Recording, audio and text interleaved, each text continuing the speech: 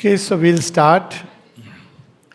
As I said, Sri Aurobindo is describing to us in great detail every little strand, because this is a question which has never been answered, never been even taken up seriously. Even all the traditional yogas, they say this world is created by mind and then there is the divine. There is no link between them. You can, by meditation, enter into that world. Or they say an inexplicable Maya, or call it mind, or call it Kal, you call it whatever it means. It leaves a big gap in understanding. So, Sri Aurobindo is going at great detail to explain this.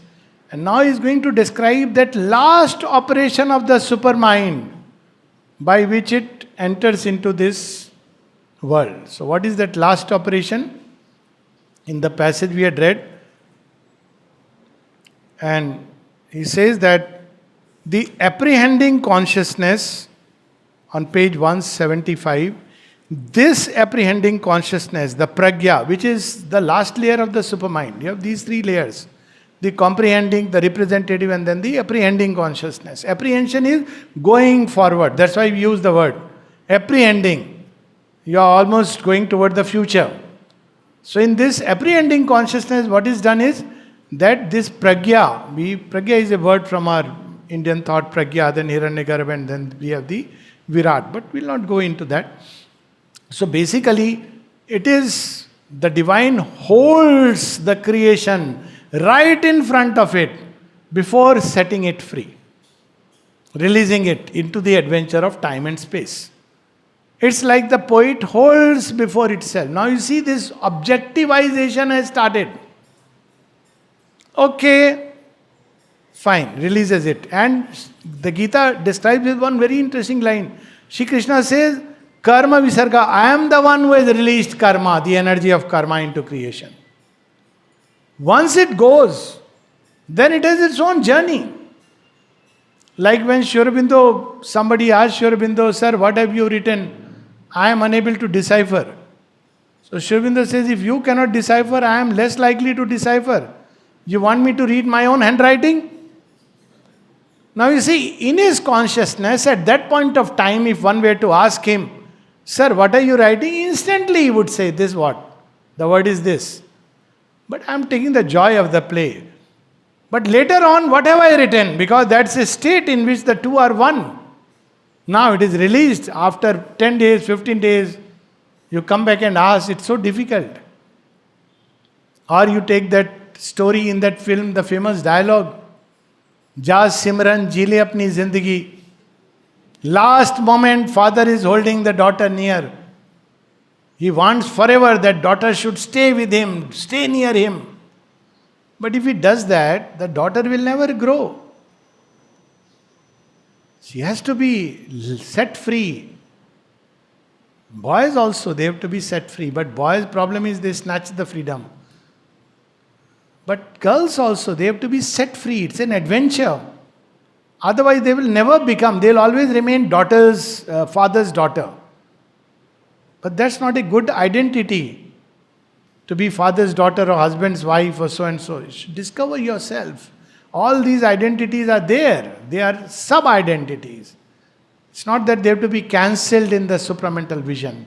But you discover, so the adventure of time and space. So imagine this daughter going away and the father never forgets. But the daughter is made to forget. For a time, because if she is all the time, she will never develop and grow. Something very similar happens. There is the divine mind where both are held together. The father and the daughter know each other perfectly. This is the perfect bond. And then she enters. The father never forgets, but the daughter is made as if to forget. This is as if. She never fully forgets. Even when you see, I have seen where people apparently have forgotten, there is even clash, misunderstanding. But when there is the departure, or death, call it, there is no death. You see, all that was held back inside comes out. But that bond is never gone. It's one small example. And there's such fantastic stories. One happened, just share it. How this Avidya and Vidya acts. Self-forgetfulness and the deeper sense. So I was a witness, right? I was coming out of the ashram, and as I came on the turning, I saw a Luna being hit by a car from the other side, and then the lady fell, and I rushed, many people rushed. We put her in the auto rickshaw, called, all that happened. But she was uttering a name. So as if calling someone. So I presumed, whatever I presumed, whom do you call in that state when you are in that crisis? You call the intimate person. And then she is in the hospital, and then somebody rang me up to thank that I didn't know who she is. And later on the story went around and somebody called me up, thank you so much, you were instrumental in this. Then I said, by the way, you are so and so, because he is her husband. So I asked her, are you so and so? He says, no. I said, no, she was calling someone, said he is her ex. You see the paradox. I suddenly kept quiet. Thankfully, I didn't say that she was calling. I just said, are you so and so? He says, no. I said, who is so and so? He is her ex. I said, thank God. I did say that in that half comatose state she was calling him. See, the subconscious mind and deep in the subliminal, there are things which remain forever. But outwardly, as if we have forgotten. That is called avidya. We behave as if the divine is not there, as if there is no divine inside. But when we are in difficulty, famous case recently, I think Dawkins, he embraced Christianity and avowed atheist and strongly would attack everything that has to do with, his idea of divine was Christian divine, he didn't know about Sanatana Dharma. Anyway, so at the end, latest thing was that, he has embraced Christianity. Or somebody asked him that how come? He said, see, I've been having so many problems I developed now, this pain, that pain. Somebody said, you go to Loot Spring and you take a dip and you'll be cured. What do you do at some point of time? You are pushed against the wall. And then you, arey theek hai yaar, kya farak padta hai? So that, so divine is always there. Opening a door here, opening a door there, trying to call us through all the challenges of life. We open and then shut again because he said, this person helped me. Again he comes in another person, this person has helped me. But actually it is the divine who is inspiring. So this is how the game goes on, of vidya, avidya. And so that's why he uses the word on page 177 as if. Page 177. Thus the deep is saying is already there. The relation of form with form as if they were separate beings. It has been formed in the mind of the cosmic poet. That's why Sri Ramakrishna said, half jokingly, yes, God laughs when he has decided that the couple would separate. But the lawyer says, no, I'll bring you together. Or when he has decided that he will draw the child back, but the doctor said, I'm going to save him. But the doctor has to feel like that. That's how they have to grow. So this is not every example has this problem. That caught wrongly, one would say, so doctor should say, Jaisa Bhagwan chahenge, waisa hoga. I don't have a role anyways. This is the problem. The same problem of effort and grace. Oh, everything is done by the Divine Mother, so I have to do nothing. This is the standpoint. Either or. Or if everything has to be done by my effort, then where is grace? But grace is making you do the effort. You will be compelled to do the effort. Even if you deny it in some part, you will still go through what you have to go through. That's why when it is said, Hohi hai sohi jo Ram rachi rakha, ko kari tark badhavai shaka, it's not simply that everything happens according to God's will. You have a will, you have been given. It is part, even if you deny it, you will be compelled to act in this way. How much ever we may believe God is doing everything. So this is how the story goes.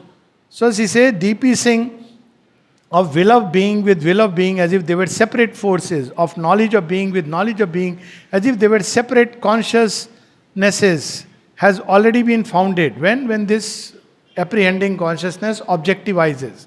World is God objectivizing himself.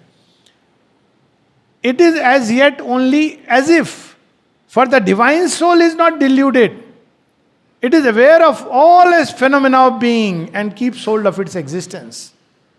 Like cricketers when they play. We are fighting. We feel depressed. They after the play, after that say, okay, where is the party? They are there. Even politicians do that, by the way. After the whole thing is over, people are crying, making videos, YouTube. They are going to the same parliament all together. Hand in gloves. Where to say yes, where to say no, and yet outwardly it is fight. Not that this is a good example of Avidya. But that's how it is. That there is a state in which the two are held together. And then it is made to forget. As if. When it is made to forget, then it is my knowledge versus your knowledge. My consciousness versus your consciousness. My standpoint versus your standpoint. And then because of the body, the ignorance is completely strengthened, because my now becomes this me. And this me is, whatever is there in it is the ultimate. This me. So you see, it is a strange thing how creation is created symbolically. Man cannot look at his own face and his own eyes. Strange. To do that, he has to look into a mirror. Something very interesting. He can look at other things. He cannot look behind. If we look into this thing, we will understand a whole gospel of what man is and why he has been created. So he is made to forget who he is. Next paragraph. A new factor, a new action of conscious force is therefore needed to create the operation of a helplessly limited as opposed to a freely limiting mind. That is to say, of mind subject to its own play and deceived by it, as opposed to mind master of its own play and viewing it in its truth, the creature mind as opposed to the divine. That new factor is avidya, the self-ignoring faculty which separates the action of mind from the action of the supermind that originated and still governs it from behind the veil. This is what happens. And then slowly you go through a whole line of experience. So I got into AFMC. My father had gone to drop me, and we are all full of dream of becoming a doctor and all this. Suddenly some senior comes and says, come into this room very nicely, and I went there, such nice people. And there the ragging started. And I was totally taken aback, what's happening? So it took time to understand, get the bearings. And everybody is laughing, mocking, and then, okay, go out. So when I came out, my father said, what happened? Nice people. No, I said, very nice people. What could I tell him? And then again, after some time of this nice people and very nice people, again we become friends. Then you realize all this is part of the play. So see, this is how the evolution proceeds. So there is a knowledge which understands both, and there is where you have to go through a particular line of experience to develop into what you have to develop. Supposing I said that no, I can't be here. Then I have to forego the development into a doctor which has been foreseen. So I have to go through the challenge. So this is how creation proceeds. And then few lines below. There is no real division, but only an infinitely multiple concentration into forms of being and into arrangements of the relation of those forms of being to each other, in which division is a subordinate appearance of the whole process necessary to their spatial and temporal play. This is what is Rit. So there is an apparent division needed for the play where everything seems disconnected, separate from each other. But are we really separate? Can anybody ever say that he is separated from the rest? Even if we take humanly, I am connected at least to Even if I live alone, to those people who I have to buy food or pick up food from someone, somewhere, everything. So I'm connected. Now these people are connected to other people. And these other people to still other people. And therefore the whole earth, and the earth is connected to the entire material universe, and the material universe ultimately to the divine. That's what is meant when Shri Krishna takes that little grain of rice and says, I am tripped. And Durvasa Rishi is full there, because that is the consciousness, that everything is interconnected. A grain of rice is connected with the whole universe. And there is a whole sequence through which it has to go through before it reaches my plate. And that's why the idea of offering it to the divine, because it has come through all this complex process. By this we can go back to that original consciousness. Next page, 179. How this Avidya operates. It proceeds, 178, last 3 lines. It proceeds from the individualized soul viewing everything from its own standpoint and excluding all others. It proceeds, that is to say, by an exclusive concentration of consciousness and exclusive self-identification of the soul with a particular temporal and spatial action, which is only a part of its own play of being. It starts from the soul's ignoring the fact that all others are also itself. All other action, its own action, and all other states of being and consciousness, equally its own as well. It's mind-boggling. Mind cannot literally conceive it. It may try one day and mess up very badly. Because if it tries, it loses hold of what it is supposed to do. It will end up saying, yes, yes, yes. There is no difference between you, my child, and me, the father. I don't need to tell you anything. Everything is fine. Or a teacher saying, all knowledge is inside you. It is true. Yet it has to come out. And the teacher is a catalyst in that process. So this is where the challenge lies. We take one extreme. It concentrates on the moment, the field, the form, the movement, so as to lose the rest. It has then to recover the rest by linking together the succession of moments, the succession of points of space, the succession of forms in time and space, the succession of movements in time and space. So it's in psychotherapy, I sometimes use it. Here it works very well. So when somebody in old age is going through a very difficult time, so sometime when one is suffering and life offers struggles, I sometimes ask, I said, tell me how you came here. You see the whole face changes. And then some of them describe, when they are describing when they had the first darshan of the mother, you see it beaming. Actually they forget that, I have this pain, originally complained, and my task is easier. I say, it's so beautiful, no? We should live with those moments which are beautifully connected. So if we look at our life here, we may say when we are going through it, error, pain, suffering. But at the end of the day, if all this has brought us here, it was all worth it. That's how we have to look at it. And that's why error is justified of our children. Truth understands it, that you have to go through. Then it's worth it.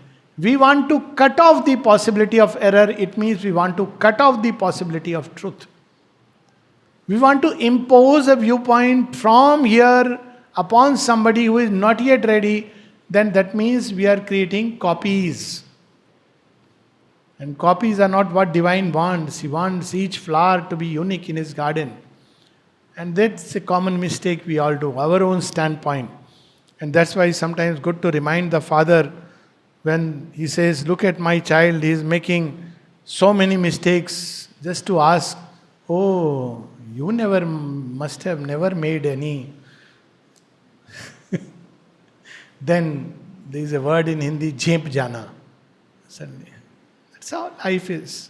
He has to make his own mistakes, his own quota of mistakes. We call them mistakes. Mother at one place says, there are no mistakes in the eyes of the Lord. Because it's a part of the journey. But the divine understands. So he never leaves. That's the divine mind, always behind, knowing that the fellow is straying away. So he said, okay, let him stray. One day he will stray into the ashram. One day he will stray into some Shri Aurobindo Bhavan. And then I will catch him. I have chosen this moment. You are thinking that one day God will meet me in some ashram and I'll sit together and he will teach me, initiate me. Because that's what one has heard. And you are straying one day casually and God said, now is the moment I have chosen with you. What is the moment? In the heat of Connaught Place, I'll pull you inside a bookshop and I'll catch you by your choti.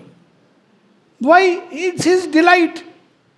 With everyone he will do it differently. So that is why this world has been made. But we don't understand how this happened. So this is what the mother is, Shri Aurobindo is describing. So these truths which mind has forgotten, last few lines on this passage, these truths mind has to rediscover. It knows them all the time, but only in the hidden back of its consciousness. And last two lines on this page, this ignorance is further deepened for man by his self-identification with the body. To us, mind seems to be determined by the body. What to do? This brain which has been given to me. I am a limited creature. Yet always the true knowledge tells us that the unlimited, the limitless and the limited is always together. That is the difference. Mata Sita goes through a apparently helpless state. If somebody would have asked her, we believe you are the Divine Mother, why you are going through, she would have said, don't disclose the whole thing now. That's what we see Shiva and Parvati parallel dialogue going on. Parvati is asking, what's going to happen next? What's going to happen next? Oh, Ravan has taken away Sita. Oh, poor Ram is going to cry because he has taken the standpoint of Prakriti. So Shiva says, wait, don't be so impatient. But see, this is what is happening. But she is the Divine Mother, no? She says, yes. Last he reveals, the real thing. Out of love for Ravan, she had gone. Why out of love? Because she knew all the time he is Jai Vijay, fallen fellows. So Ravan has come all the way, she has gone all the way, all this is happening. Hanuman has to develop, all these characters have to develop each in his own way. So this is the problem that in so many ways, so with the body it is identified. Because it is, and that's why we see when one place Ravan threatens her, he is about to take out the Chandrahas. And Chandrahas is Shiva's sword. Once it is released, it will kill. What does Sita ji do? She picks up a trina, blade of grass. He says, Ravan, see, I am being very decent. Doesn't say in so many words. He says, just remember, don't cross this line.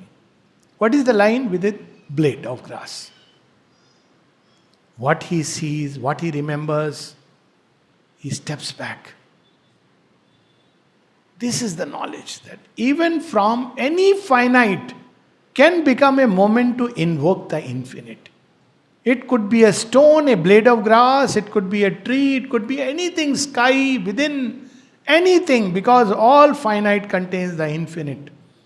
But we are hypnotized by the appearance. That's why some use the stones to throw and kill.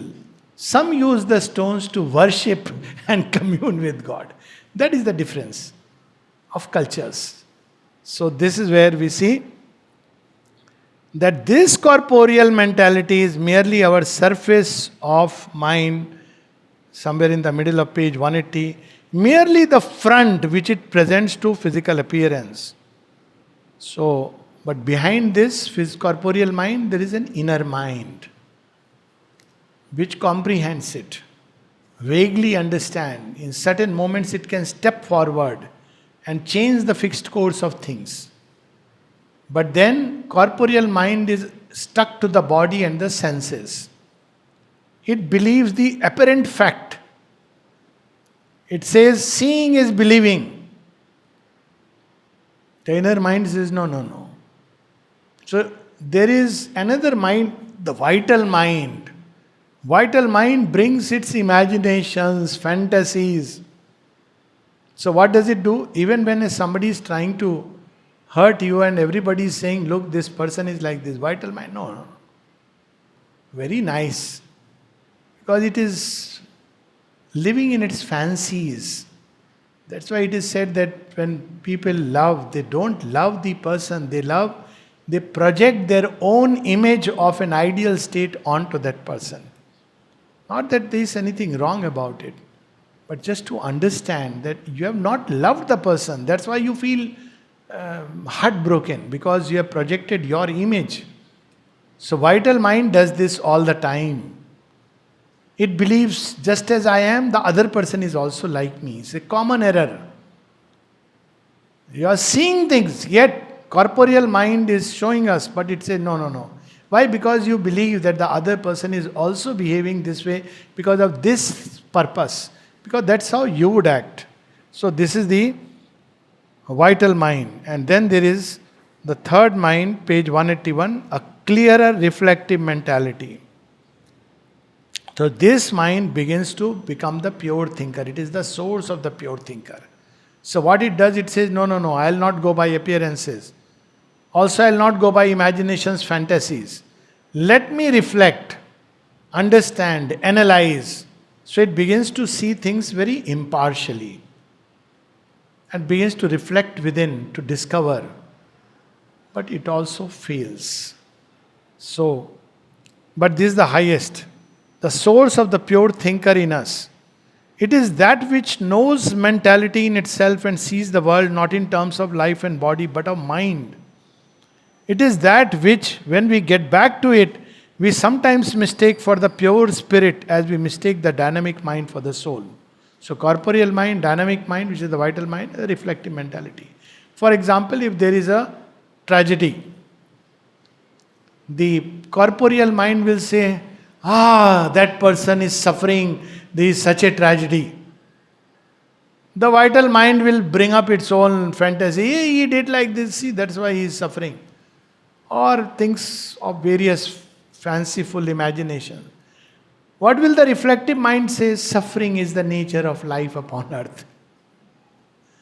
It is not just he suffering. So it looks as if it is in contact with the spirit. That's how life is here. But the reflective mind must go deeper and understand why it is the way it is and what is the perfect solution. Where is that idealism? Where is that fire that life should be perfect? That it cannot do. At best, it can take a very impersonal standpoint. Its end point is impersonality. So he says, few lines below, this higher mind is able to perceive and deal with other souls as other forms of its pure self. It is capable of sensing them by pure mental impact and communication, and no longer only by vital and nervous impact and physical indication.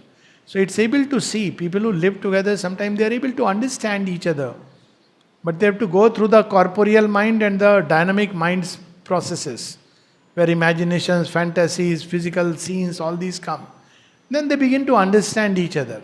They know if the person is angry, probably he is hungry. Or if the person is too quiet, maybe he is just being contemplative. This is how understanding comes. This mind is capable of entering into it, and there can be a deeper understanding which can come. So it can conceive, it conceives to a mental figure of unity. And in its activity and its will, it can create and possess more directly, not only indirectly, as in the ordinary physical life, and in other minds and lives as well as its own. But still, even this pure mentality does not escape from the original error of mind. For it is still its separate mental cell which it takes the judge, witness, and center of the universe, and through it alone strives to arrive at its own higher self and reality. All others are others grouped to it around itself. That's the problem. In its highest plight, it says, सब अल्लाह के बंदे हैं, सब भगवान के बंदे हैं, Hindu, Muslim, भाई भाई. Then he says, but you know, their habits we don't like. Their this I don't like. So at the end, it is all in the mind. You cannot create a real unity because the mind is unable to understand this whole complex process. So, still the veil created by avidya between the mental and supramental action, an image of the truth gets through, not the truth itself. There is an image. All of us are brothers and sisters. But the mind still is seeing from its own standpoint. And sometimes it can get hit very badly and then it doesn't understand. It becomes a cynic. It starts not believing that unity is ever possible. No, unity is possible, but it cannot be based as long as I am in avidya. Unless ignorance is gone, there can be no real unity. That's how Sri Aurobindo says, apostles of peace must be there, but peace is denied to man. Unless he has paid the debt of Rudra, the law of Vishnu cannot prevail. What is the debt to Rudra? Rudra forces of division has first shaped this earth. You have to pay the debt. You have to build through this, reach that point. So in a way, when we see that there is in this world a mental idea of unity, wanting to create unity, it's a good thought. But you cannot create it on that basis. You have to evolve. You have to take to the spiritual life. You have to go beyond the veil. Tear the veil of ignorance. Then understand each one's law. That also not tear and go into Sachidananda. But the supramental evolution. Then one understands that yes, the one and the differences within the one. One understands the differentiation, the stage and everything. That's too a prolonged process. But the time has come for that.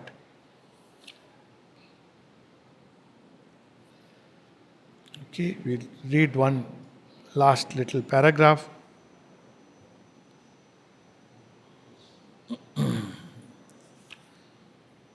Page 183.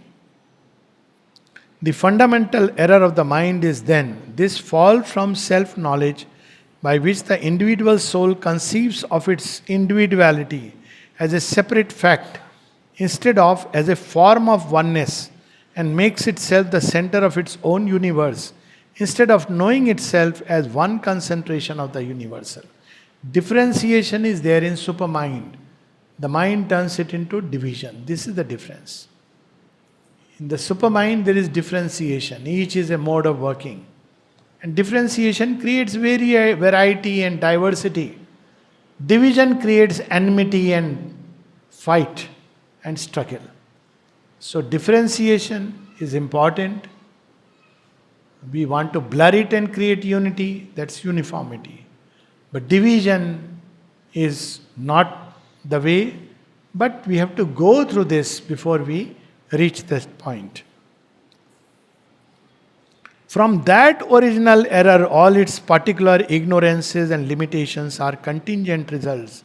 For viewing the flux of things only as it flows upon and through itself, it makes a limitation of being from which proceeds a limitation of consciousness and therefore of knowledge, a limitation of conscious force and will and therefore of power, a limitation of self-enjoyment and therefore of delight.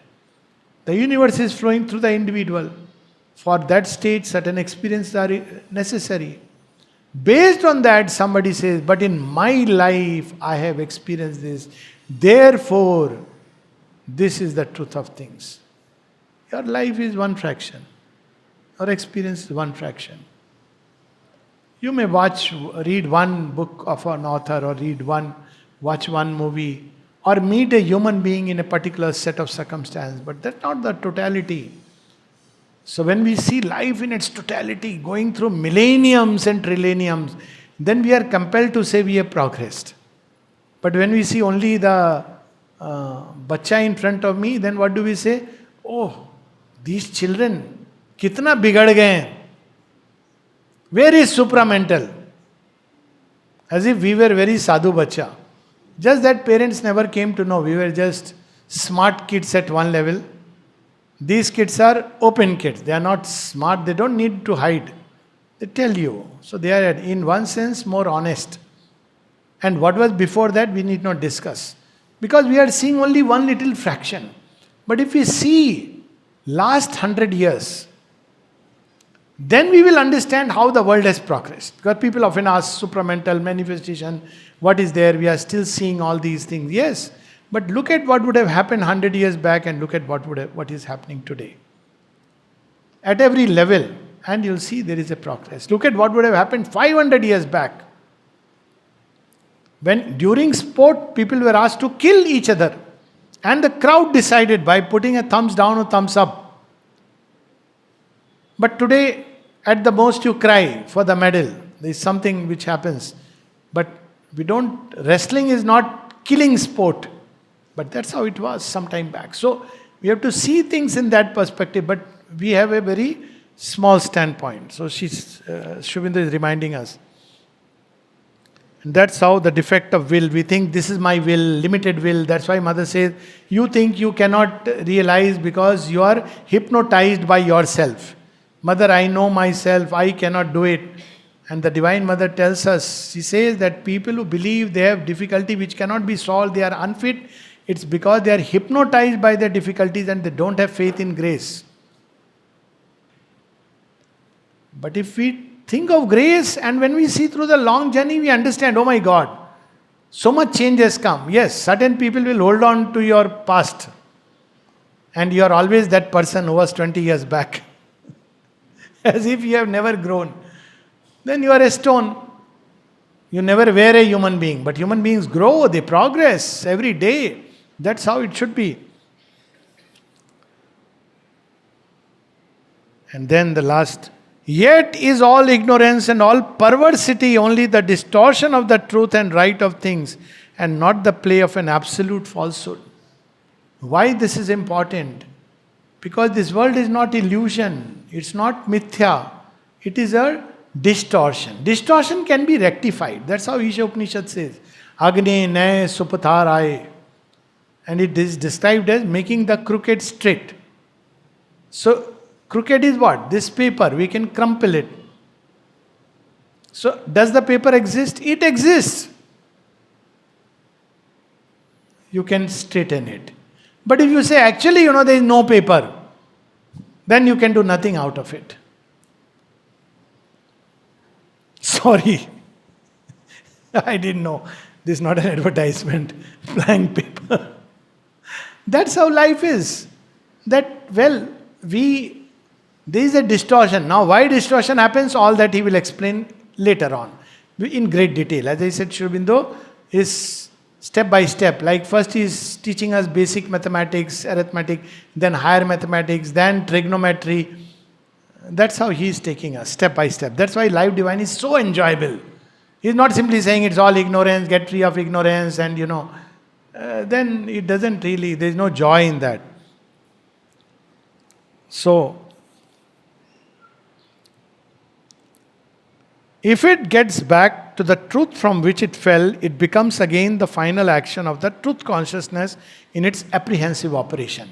So he's not saying if it gets back from the ignorance, it enters into the one Sachidananda. It says it can get back to the apprehensive consciousness of the truth consciousness. Meaning thereby, what is the original divine intention in me and in creation and in everyone. That's how, because apprehending consciousness means Pragya, the supermind, has now decided this is the real idea. This is what you are going to become. So when we realize this what is the will in me, then I can align my will to the divine will. But if all has to be annulled, then there is no question of aligning my will because it's an illusion. I have to find a way, maybe by meditation or by whatever means, steer the veil and entering into one. So this is where the difference lies. Last passage. If it gets back to the truth from which it fell, it becomes again the final action of the truth consciousness in its apprehensive operation. And the relations it helps to create in that light and power will be relations of the truth and not of the perversity. So ordinarily we say you have to abandon all relations. But here, now the relations will be in the light of truth. See, we can get that glimpse within the ashram setting. We go through every humanly possible thing. But at the end of the day, we are all mother's children. See, the saving grace is there behind. At least it should be like that. Because we are all mother's children. So that's the overarching truth behind. And within that larger truth, we go through what we go through. So this is where that there is this perversity, it can be straightened. Perversity is when we fight. You spoke to me like this, I spoke like this, so on. But the moment you remember, okay, that person is also mother's child, it changes. Or if the other person fortunately thinks she is also mother's child, struggling like myself, so what happens? Automatically life changes. So what will happen? They will be the straight things and not the crooked. To use the expressive distinction of the Vedic rishis, truths, that is to say, of divine being with its self-possession, consciousness, will and delight, moving harmoniously in itself. Now we have rather the warped and zigzag movement of mind and life, the contortions created by the struggle of the soul, once grown oblivious of its true being, to find itself again, to resolve back all error into the truth, which both our truth and our error, our right and our wrong, limit or distort. This is what is important. We don't have to throw away anything. We have to throw away the falsehood that is intertwined around it. And then we'll see the same thing becomes very beautiful. And this is the challenge given to man. Discarding people is very easy. Throwing them away is very easy. But to change that thing into truth first within us, don't try to change other person's error into truth. But my own error, my false relation, my wrong relation, I can change into truth. Other person, well, that's the divine mystery. Maybe if you change, something may change in the other person. Not necessarily, because each one has their own evolutionary stages. But you would have corrected the distortion. You would have changed the crookedness into truth. That's what is important. Straightened it up. This happens when we look at things over a long period of time. Like one lady who after 30 years told me, today I have made a great discovery. I want to tell you. So many people know I can mention because now nobody from the family is there. So anyways, she was a Russian dancer and stage artist. Then she came here. Her two sons also came here. And one day she was very fond of me. At some point of time, every week once I'll go there. She used to like. And one day she said, you come, I have to tell you something very beautiful, very interesting. So I thought today she'll say some problem or the other. I said, what's so interesting? She said, I have forgiven my husband today after 30 years. I said, okay, I didn't even know you are holding a grudge. I didn't know you had you had a husband because you had children. But I didn't know of anything. I never asked. But I was curious. I said, how come? I realized what is written in the Gita. What is that phrase, like a wheel? So I said, Yantra Arunhini Maya. He said, yes, I realized. Everybody like a fly in the wheel is caught. He was also caught like a fly in the wheel. It's not his fault. I said, what a wonderful way of realizing. The man was gone, but he must have been found peace. That he's caught in the wheel of Avidya. So what can you blame? You can't blame anybody. You can't even blame yourself nor anyone. If you have to blame Avidya, no, that also served a purpose. So you have to find how through Avidya we go into Vidya and join the two. Avidyancha mityum. What is that phrase in Ishopanishad? Vidyancha vidyancha yasta dvedo bhayam saha. Avidyancha mrityum tirtva. There is a knowledge which comes through ignorance, avidya. You go beyond death, moving through avidya. Avidyancha mrityum tirtva. Vidyancha amritam mashnute. And vidya opens for you the doors of immortality. So how a man should be? Vidyancha, avidyancha, yasta dvedo bhayam saha. Finite and the infinite together. This is only possible with the supermind. We have hints and glimpses. Otherwise, we have a choice between a world of falsehood and ignorance or the one in whom we can escape. But those of us all in capacity into the strength which both our power and our weakness are a struggle of force to grasp. That's why the Divine Mother's touch can change our weakness into unfaltering strength. She has that secret. All suffering into the delight which both our joy and our pain are a convulsing effort of sensation to realize. When we look back and see our mistakes, we laugh. Acha, I was really that fool. Yes, everybody was telling you, you are a fool.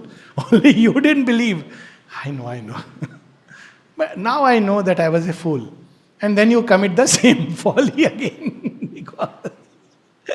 And then you say, oops, I did again. Because you have to learn right down to the minutest detail.